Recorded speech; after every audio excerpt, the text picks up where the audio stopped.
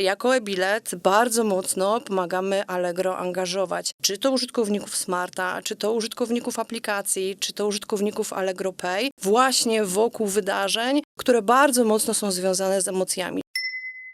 Przed transakcją e-bilet był na pewno startupem, może można powiedzieć, że rodzinną firmą, ze wszystkimi tego zaletami. Natomiast skalowanie w tym modelu w pewnym momencie zaczęło być po prostu trudne.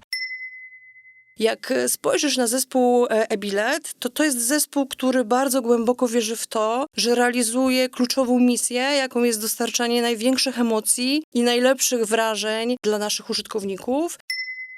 Przygotowując ofertę, staramy się kierować naszym strategicznym celem, czy też naszą dużą ambicją do tego, żeby stać się największą w Polsce wyszukiwarką eventową, czy też planerem wolnego czasu. Jakie rozwiązania i projekty biznesowe wdrażamy w Allegro? Jakich ekspertów, narzędzi i procesów potrzebujemy, aby te rezultaty osiągnąć? Cześć!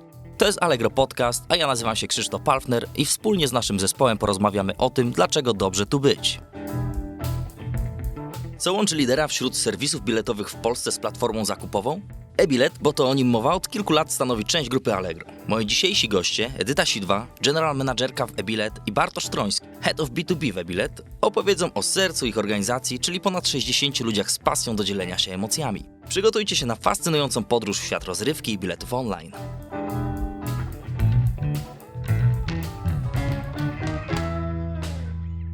Cześć Wam, miło Was widzieć, gościć dzisiaj.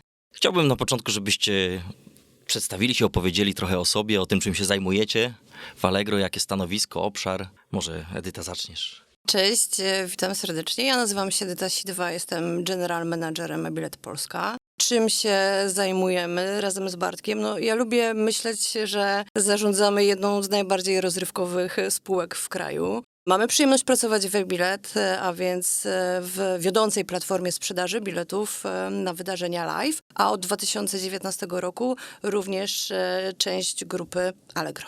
Super, dziękuję Ci bardzo. Bartek? Cześć, nazywam się Bartek Troński, jestem wiceprezesem zarządu w e-bilet i odpowiadam za obszar B2B, co w naszym przypadku oznacza obszar, w którym współpracujemy z promotorami, organizatorami koncertów, wydarzeń. Okej, dobra. Zacznę takiego krótkiego pytania, ale myślę, że będzie można tu rozwinąć nieco myśl. Po co Allegro e-bilet? Wiesz co, żeby odpowiedzieć na to pytanie, to trzeba się cofnąć do 2019 roku, kiedy Allegro kupiło e-bilet. 2019 rok to był przedpandemiczny rok wyjątkowy, jeśli chodzi o wartość generowanego GMV, rok rekordowy, a na to wpływ miało kilka czynników. Pierwszy z nich to powstawały nowe obiekty, drugi to wzrastało PKB per capita, a tym samym wzrastało wydatkowanie gospodarstw domowych na szeroko rozumianą rozrywkę, w tym wydarzenia właśnie live, jak również wzrastał kanał online, jeśli chodzi o sprzedaż biletów. Wszystko to spowodowało, że był to bardzo atrakcyjny i dynamicznie rozwijający się segment, który na tamten moment mógł idealnie uzupełniać ówczesne portfolio Allegro. To, co jest istotne i to, co trzeba tutaj podkreślić, że jest to segment, którego Allegro nie mogło stworzyć od zera w sposób organiczny, ponieważ jest to biznes, który bardzo mocno opiera się na wieloletnich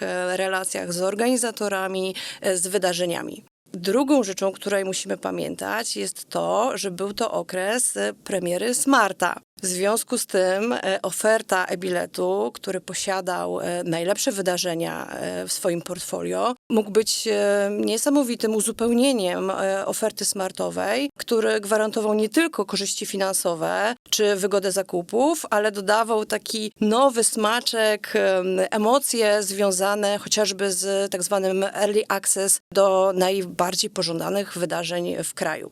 Dodatkowo musimy pamiętać, że nasza grupa docelowa to są ludzie głównie młodzi z dużych miast. W związku z tym również z punktu widzenia Allegro grupa niesamowicie atrakcyjna. Szczęśliwie pandemię mamy za sobą, odnotowujemy rekordowe wyniki sprzedaży, natomiast te cele, które nam przyświecały od 2019 roku, powiedziałabym, że są wciąż aktualne i realizowane. To znaczy, jako e-bilet bardzo mocno pomagamy Allegro angażować, czy to użytkowników Smarta, czy to użytkowników aplikacji, czy to użytkowników Allegro Pay, właśnie wokół wydarzeń, które bardzo mocno są związane z emocjami, czyli wzbudzamy taki emocjonalny charakter i pożądanie do tego, aby usługi, które Allegro proponuje, były jeszcze bardziej atrakcyjne. Super, bardzo, bardzo Ci dziękuję. Porozmawiajmy może w takim razie o tej współpracy. Jak wygląda współpraca właśnie bezpośrednio między Biletem a Allegro? Jakie działania podejmujemy wspólnie? Jakie zespoły ze sobą w ogóle współpracują? Powiedziałabym, że można te działania podzielić na takie dwie grupy. Pierwsze to są takie działania, które są widoczne gołym okiem i które widzi nasz kupujący. No to jest chociażby kwestia wspólnej siedziby. Razem z Allegro pracujemy wspólnie w fabryce Norblina. Tutaj w tej wspólnej przestrzeni spotykamy się, warsztatujemy. Kolejnym takim widocznym elementem jest nasza nowa identyfikacja wizualna, która swoją premierę miała wraz z uruchomieniem nowego portalu e-bilet pod koniec zeszłego roku. Tutaj dodaliśmy do naszego logotypu taki dopisek Powered by Allegro, co dodatkowo ma wskazywać na przynależność do grupy. Oprócz tego podejmujemy szereg wspólnych akcji, jak chociażby głośne przedsprzedaże dla użytkowników Smart. I tutaj można wspomnieć chociażby ostatnią dużą przedsprzedaż męskiego grania. Jesteśmy obecni na Allegro w swojej dedykowanej kategorii. Jesteśmy obecni również w największych kampaniach Allegro, jak chociażby Smart Week, Black Week czy Christmas. I to są rzeczy, które widać. Natomiast mamy też szereg takich działań zakulisowych, niewidocznych gołym okiem. I jest to chociażby nasza współpraca z Allegro w zakresie Customer Experience. Nie każdy pewnie sobie z tego zdaje sprawę, ale tak zwana pierwsza linia obsługi naszych klientów jest realizowana właśnie przez profesjonalny zespół Allegro CX. Inną być może taką nieoczywistą współpracą jest DEX, a więc Delivery Experience. Nasze bilety są drukowane w centrum logistycznym Allegro i tam rozpoczynają swoją podróż do naszych użytkowników. Odpowiadając na Twoje pytanie, z jakimi działami współpracujemy, to myślę sobie, że łatwiej chyba byłoby powiedzieć, z którymi działami nie współpracujemy, ponieważ na co dzień, na bieżąco współpracujemy z księgowością, z działami HR, z działami Data Protection, z działem Legal, z technologią, z commerce'em czy z marketingiem. Prowadzimy wspólnie projekty, pracujemy na tych samych systemach, razem się warsztatujemy, jak również współpracujemy z Ceneo czy z Allegro Pay, a więc z pozostałymi spółkami w grupie. Czyli z tego, co mówisz, to faktycznie można by powiedzieć, że jest tutaj wspólne działanie, wspólny cel, wspólna praca. No właśnie, i może sobie trochę odwróćmy tę rolę i zapytajmy, po co e-biletowi jest Allegro? Myślę, że odpowiadając na to pytanie, trzeba byłoby odpowiedź podzielić po prostu na dwa obszary. Czyli z jednej strony to, co jest wartością dla naszych promotorów w efekcie tej współpracy, są to przede wszystkim zasięgi Allegro. Jak wiadomo, Allegro dociera do praktycznie każdego domu w Polsce, więc dzięki naszej współpracy otwiera to możliwości organizatorom wydarzeń, żeby z tych zasięgów skorzystać i również właśnie do użytkowników Allegro po prostu dotrzeć ze swoją ofertą. Jest to możliwe dzięki naszej integracji. Jej efektem jest to, że wszystkie wydarzenia z oferty e-bilet są również dostępne z poziomu wyszukiwarki Allegro. I to jest jeden aspekt. Drugim aspektem jest takie wsparcie, powiedziałbym, procesowe w naszych codziennych działaniach. To znaczy przed transakcją e-bilet był na pewno startupem, może można powiedzieć, że rodzinną firmą ze wszystkimi tego zaletami. Natomiast skalowanie w tym modelu w pewnym momencie zaczęło być po prostu trudne. Dzięki naszej współpracy bardzo skorzystaliśmy procesowo, nauczyliśmy się pracować w nowym modelu, w takim trybie bardziej projektowym. Mamy wiele narzędzi, z których wcześniej nie korzystaliśmy, a teraz dzięki właśnie uspójnieniu się w ramach grupy pracujemy na narzędziach, które tę naszą bieżącą działalność znacznie ułatwiają. I myślę, że to są takie dwa obszary, które w pierwszej kolejności przychodzą do głowy, jeśli chodzi o korzyść dla samego e-biletu. Jasne, dzięki. No właśnie, ja pociągnę trochę ten temat tego startupu. Na czym polega ta wasza startupowa kultura? Może w ten sposób zapytam. Czym was wyróżnia? Co was wyróżnia w tym? To wiesz co, to ja bym w ogóle chyba zaczęła od tego, czym jest dzisiaj startup i jak jest rozumiany. I pewnie jest wiele encyklopedycznych definicji, które określają pewnego rodzaju atrybuty startupu. Natomiast wydaje mi się, że w takim powszechnym języku i w takim ogólnym rozumieniu firmy startupowe to są firmy o pewnym kodzie kulturowym ukierunkowanym na rozwój i samodoskonalenie się. I ja bardzo lubię myśleć właśnie w tej kategorii o e-bilecie i nie dlatego, że jest to modne, tylko dlatego, że bardzo głęboko wierzę w to, że konkretnie w naszej branży mentalność startupu jest kluczowa do tego, aby osiągnąć sukces. Dlaczego? Dlatego, że biznes, w którym działamy, jest biznesem awangardowym w stosunku do standardowych e-comów. Jest to biznes niesłychanie dynamiczny, niesłychanie wymagający ogromnej elastyczności, zwinności w działaniu, bardzo często w sposób nieformalny i w sposób, który wymaga pewnej odwagi. Jak spojrzysz na zespół e-bilet, to jest zespół, który bardzo głęboko wierzy w to, że realizuje kluczową misję, jaką jest dostarczanie największych emocji i najlepszych wrażeń dla naszych użytkowników. I myślę, że właśnie wokół tej misji, takiej startupowej, poczucia celu, cały zespół jest zjednoczony. Pamiętajmy też, że jesteśmy liderem na rynku, ale jako lider mamy świadomość tego, że nie możemy stać w miejscu. Ten, kto stoi w miejscu, przegrywa. W związku z tym w naszym DNA jest wpisane ciągłe kwestionowanie status quo.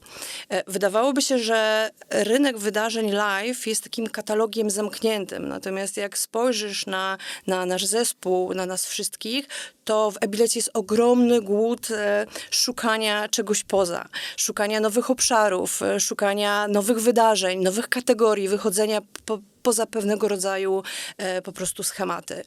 Myślę, że to, co też jest bardzo mocno widoczne, oprócz tego kwestionowania status quo, to również poszukiwanie nowych rzeczy w sposób nieoczywisty, niesłychanie zwinny. I czasami nie jest to sposób taki wymierzony, od linijki, taki super bardzo mocno korporacyjny, tylko to jest sposób skuteczny, który sprawdza się tu i teraz. Mamy ogromną wolę próbowania nowych rzeczy. Zresztą razem z Allegro współpracujemy przy kilku bardzo innowacyjnych pomysłach, bardzo odważnych i myślę, że to jest właśnie coś, co nas bardzo mocno wyróżnia, jeśli chodzi o pozostałe firmy. Czyli ten duch z jednej strony dalej przedsiębiorczości, o której mówił Bartek, ale przede wszystkim tej zwinności i tej misyjności właśnie startupowej wokół celu, jakim jest dostarczanie po prostu emocji.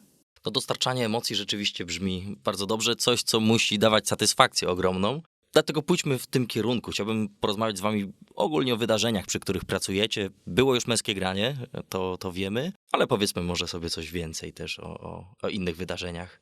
Cieszymy się z tego i można też powiedzieć, że chwalimy się tym, że nasza oferta jest najszersza w Polsce, więc jest to pewnego rodzaju wyzwanie, żeby wybrać jakieś wydarzenia, z których, można powiedzieć, jesteśmy najbardziej dumni. Natomiast gdybyśmy mieli coś konkretnego tutaj wskazać, no to na pewno zacząłbym od Open Air Festival, czyli jednego z największych festiwali europejskich. Na pewno wspomniałbym o koncertach Dawida Podsiadło, który osiąga na polskim rynku wyniki bezprecedensowe, zarówno jeśli chodzi o streamingi, o sprzedaż fizycznych nośników, jak i o sprzedaż biletów. Przywołałbym 3 koncerty stadionowe w zeszłym roku, wyprzedane co do ostatniego biletu. Oczywiście wspomniane wcześniej Męskie Granie, Audio River Festival, ale ważne, żeby powiedzieć też o tym, że e-bilet nie jest tylko o muzyce, chociaż oczywiście jest to core naszej działalności. Jesteśmy też obecni w sporcie, wyprzedajemy regularnie bilety na mecze reprezentacji Polski w siatkówce kobiet i mężczyzn. Od lat pracujemy z Federacją KSW i jesteśmy po kolejnym rekordowym evencie na stadionie na PGE Narodowym, który jest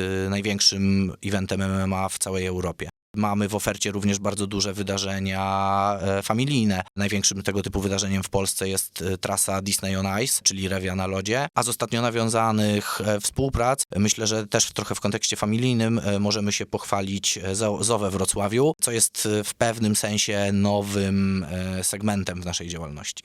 Super, faktycznie brzmi to świetnie, jest tego dużo, więc ten zakres obowiązków też musi być duży. Dlatego chciałem was też zapytać o to, jaki jest zakres tych działań właśnie podejmowanych przy tych wydarzeniach, czym się zajmujecie?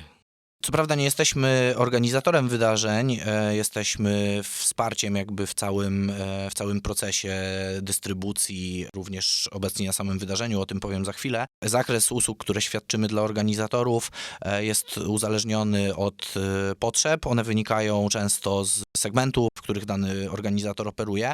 Natomiast jeśli chodzi o to, jak my najbardziej, mogę powiedzieć, lubimy pracować z klientami, jak pracujemy z partnerami naszymi wieloletnimi, to jest to naprawdę kompleksowa współpraca, która zaczyna się jeszcze przed etapem, przed startem sprzedaży konkretnego wydarzenia. Korzystamy z naszego know-how, korzystamy z danych historycznych, które posiadamy, z naszej wiedzy o trendach i o użytkownikach i z organizatorem siadamy i po prostu planujemy strategię sprzedaży. To jest o tyle ważne, że takim trendującym tematem w ostatnim czasie jest temat nielegalnej odsprzedaży i tego, że bilety potrafią na rynku wtórnym osiągać kosmiczne ceny, więc jest to naprawdę duże wyzwanie, żeby z jednej strony ceny dopasować do potrzeb użytkowników z ograniczonym portfelem, z drugiej strony dać możliwość fanom, którzy są w stanie po prostu zapłacić więcej, dać im możliwość, żeby mogli być tak blisko artysty, jak to jest tylko możliwe. Więc to jest tak naprawdę pierwszy etap naszej współpracy, wspólne planowanie, opracowywanie strategii. Kolejnym etapem jest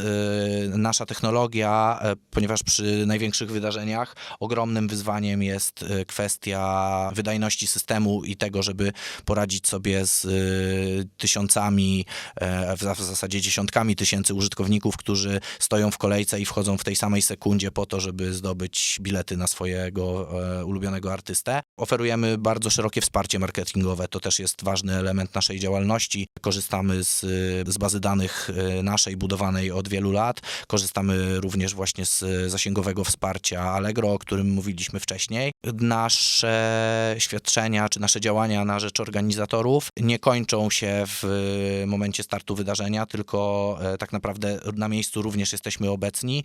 Jednym z bardzo ważnych elementów naszej działalności jest kontrola wstępu. To jest to, czym zajmuje się nasz wykwalifikowany i dedykowany zespół, czyli skanowanie biletów, prowadzenie kas biletowych, obsługa widowni. To jest wszystko to, co robimy i czym również wspieramy organizatora. Korzystając z naszego know-howa, było ono budowane na naprawdę wielu ogromnych wydarzeniach. Mógłbym wspomnieć największy event masowy w Polsce, czyli Airshow w Radomiu, gdzie przez weekend przewija się 200 tysięcy uczestników. Wszyscy oni wchodzili posiadając nasze bilety i byli obsługiwani przez naszych pracowników i nasz sprzęt, czyli nasze skanery. Dobra, czyli możemy zauważyć, że oferta jest bardzo zróżnicowana. Może powiedzmy sobie, na czym polega jej wybór, jej przygotowanie? Przygotowując ofertę, staramy się kierować naszym strategicznym celem, czy też naszą dużą ambicją do tego, żeby stać się największą w Polsce wyszukiwarką eventową, czy też planerem wolnego czasu. To jest nasz duży cel, żeby nasi użytkownicy, wchodząc na e-bilet, mogli po prostu zaplanować swój wolny czas, znaleźć możliwości spędzenia wolnego wieczoru ze znajomymi. I teraz przygotowanie oferty wygląda z jednej strony tak, że oczywiście chcemy współpracować z największymi w Polsce organizatorami, sprzedawać bilety na największe koncerty czy festiwale, natomiast nie zamykamy się absolutnie na koncerty w mniejszych lokalizacjach. Mam tu na myśli czy mniejsze miasta, czy też mniejsze kluby, w których grają aspirujący artyści. Chcemy być też taką platformą, która pomoże im zwiększać zasięgi na początku ich kariery muzycznej. Reasumując, naszym największym celem i strategią jest posiadanie jak największej oferty dostępnych wydarzeń. Niezależnie od tego, czy są to najważniejsze, największe wydarzenia w Polsce, jak również wydarzenia lokalne. Chcemy, aby dosłownie każdy mógł znaleźć na naszej stronie interesujące wydarzenie i móc zaplanować swój wolny czas.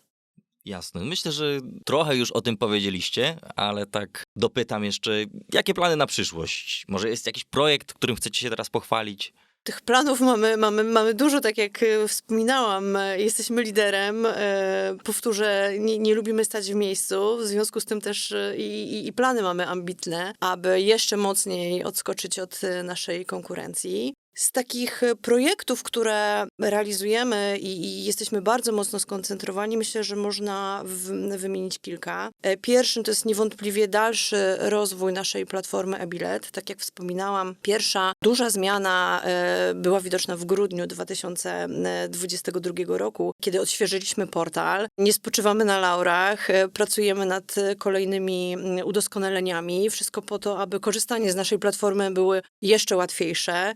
W związku z tym uruchamiamy płatności one-click, uruchamiamy możliwość bukowania noclegów przy okazji wydarzeń czy wyjazdów poza swoją miejscowość. Drugi duży projekt, nad którym się koncentrujemy i ciągle rozwijamy, to jest platforma B2B, a więc platforma sprzedaży dla naszych organizatorów. Tutaj bardzo dużo energii wkładamy w rozbudowaną analitykę. Pracujemy nad modelami predyktywnymi, które pomogą naszym organizatorom w tworzeniu innowacyjnych strategii sprzedażowych. Tak jak Bartek wspominał, bardzo mocno rozpychamy się, jeśli chodzi o wyjście spoza nasz core segment, a więc tak zwany segment low frequency, jakim są na przykład koncerty. Mamy już pierwsze za nami wdrożenie integracji z partnerem zewnętrznym. To, co Bartek wspominał, na naszej platformie dostępne są już chociażby wydarzenia takie jak Zoo Wrocławskie. Planujemy rozmowy z kolejnymi podmiotami w tym zakresie. Razem z fantastycznym zespołem Allegro pracujemy nad kilkoma naprawdę innowacyjnymi i grubymi projektami. Niestety nie mogę jeszcze zdradzić szczegółów, natomiast jesteśmy w fazie walidowania wstępnych naszych tez i tworzenia modeli biznesowych, więc myślę, że niebawem będzie o nas głośno i będziemy mogli się pochwalić właśnie tymi dużymi projektami, które tutaj wspólnie z Allegro przygotowujemy. No brzmi ciekawie, także sam nie mogę się doczekać, żeby się dowiedzieć, co to jest. To teraz tak trochę w innym kierunku chciałem was zapytać, do kogo jest skierowana oferta pracy w e-bilecie? Jakie zainteresowania czy umiejętności powinien mieć idealny kandydat lub kandydatka, żeby odnaleźć się w zasadzie w waszym zespole? To, co mi osobiście przychodzi do głowy, to na pewno energia. Znaczy, tak jak patrzę na cały zespół e-biletowy, to jest to zespół z ogromnymi pokładami energii. W związku z tym na pewno osoby energiczne są u nas mile widziane. Tak jak wspominałam, to, co jest dla nas bardzo ważne i jest w naszym DNA, to jest kwestionowanie status quo. W związku z tym szukamy takich niespokojnych duchów, które lubią przełamywać pewnego rodzaju standardy, czy szukać takich rozwiązań nieoczywistych. Lubimy też o sobie mówić, że jesteśmy zespołem hands-on. Co to oznacza? No to oznacza, że jeżeli jest jakiś duży start, niezależnie czy jest to general manager, czy jest to wiceprezes, czy jest to ekspert, czy jest to specjalista, wszyscy absolutnie pracujemy bardzo mocno nad tym, aby ten start był udany, aby nasi użytkownicy byli zadowoleni, więc takie podejście hands-on z pewnością jest to coś, czego potrzebujemy i czego szukamy wśród kandydatów. No jak spojrzysz na zespół e-biletowy, no to jest absolutnie zespół, który żyje tym, co robi. I nie wyobrażam sobie, czy ciężko sobie jest mi wyobrazić osobę, która pracuje z nami i która nie ma tego vibe'u wydarzeniowego. Część osób jest zafascynowana koncertami z różnych kategorii. Niektórzy są pasjonatami sportu, niektórzy są pasjonatami wydarzeń rodzinnych. Natomiast no absolutnie ten faktor związany z emocjonowaniem się wydarzeniami, no nie ukrywam, jest z pewnością czymś dodatkowym i czymś, co jest bardzo, bardzo mile widziane. Musielibyście wpaść do nas kiedyś do biura po dużym starcie sprzedaży i jakimś spektakularnym soldaucie i zobaczyć miny naszych zespołów, zobaczyć też nasz neon. Mamy w biurze neon, właśnie soldaut, przy którym zespół robi sobie selfie po spektakularnych sukcesach. To jest właśnie zawsze taki fajny moment do tego, żeby zobaczyć na własne oczy tę pasję, tę zajawkę, o której mówiła Edyta. I jeszcze uzupełniając to, co powiedziała Edyta, chciałbym wspomnieć, że szczególnie w części komercyjnej, tam gdzie pracujemy bezpośrednio z promotorami, mamy część stanowisk, które są super okazją do tego, żeby zacząć swoją przygodę z branżą eventową. Mamy fajne przykłady 2 osób, które dołączyły do nas w zeszłym roku z programu stażowego na okres 3 miesięcy. Miała to być krótka wakacyjna przygoda. Był to też debiut z branżą wydarzeń live. Mija za chwilę rok i te osoby są z nami nami do dzisiaj, są ważnymi członkami naszego zespołu, więc jeśli ktoś ma takie marzenie, żeby w branży eventowej zaistnieć, to myślę, że warto zaglądać i sprawdzać ogłoszenia o pracę e-bilet. Powiem tak, zaproszenie przyjęte, dziękuję, chętnie wpadnę zobaczyć. Jak tak was słucham i patrzę na was, to przyznam, że tą zajawkę czuć, te emocje, że faktycznie żyjecie tym, więc to jest świetne.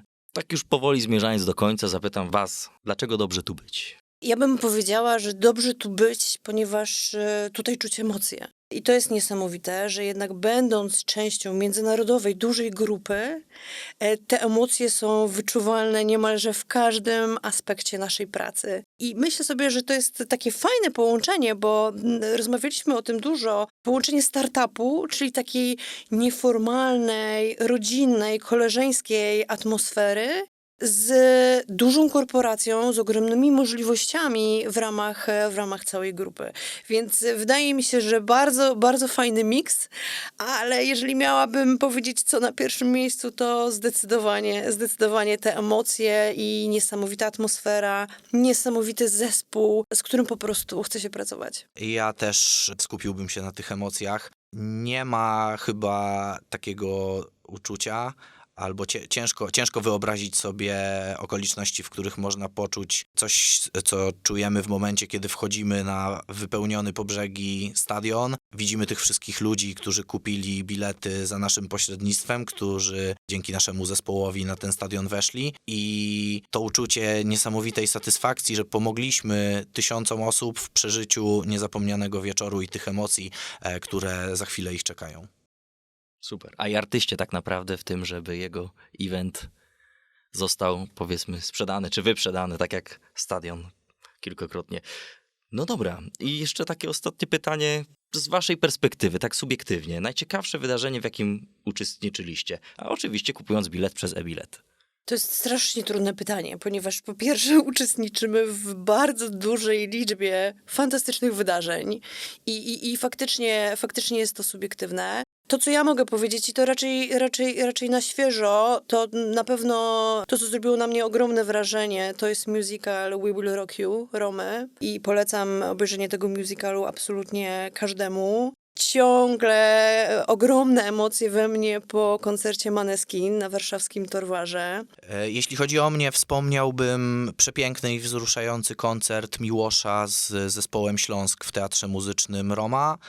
Wspomniałbym na pewno festiwal Audio River, ponieważ jestem fanem muzyki elektronicznej, więc co roku staram się być obecnym w Płocku. I wspomniałbym galę KSW na PG Narodowym, która dostarczyła niesamowitych emocji fanom sportów walki. Super, bardzo wam dziękuję.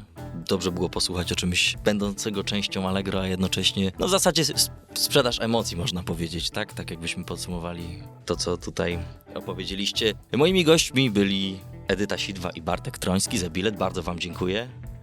Dziękujemy. To już wszystko na dziś. To był Allegro Podcast. Skoro zostaliście z nami do końca, to pewnie jesteście głodni, aby usłyszeć więcej. Sprawdźcie linki w opisie odcinka i śledźcie nasz podcast w ulubionej aplikacji, aby dowiedzieć się więcej o tym, dlaczego dobrze tu być. Pamiętajcie, że możecie nas usłyszeć co 2 tygodnie w czwartek.